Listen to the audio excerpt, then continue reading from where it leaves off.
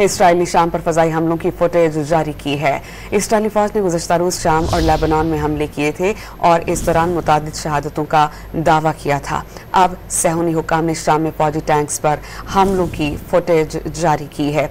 सहूनी अफवाज के मुताबिक वो अपनी शिमाली सरहदें महफूज बनाना चाहते हैं, इसलिए शामी फोर्सेस पर हमले किए गए हैं। इसराइली शाम पर फजाई हमलों की फुटेज जारी की है। इसराइली फौज ने गुज़श्ता रोज़ शाम और लेबनान में हमले किए थे और इस दौरान मुतादिद शहादतों का दावा किया था।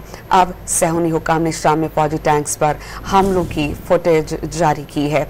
सहूनी अफवाज के मुताबिक वो अपनी शिमाली सरहदें महफूज बनाना चाहते हैं, इसलिए शामी फोर्सेस पर हमले किए गए हैं। इसराइली शाम पर फजाई हमलों की फुटेज जारी की है। इसराइली फौज ने गुज़श्ता रोज़ शाम और लेबनान में हमले किए थे और इस दौरान मुतादिद शहादतों का दावा किया था।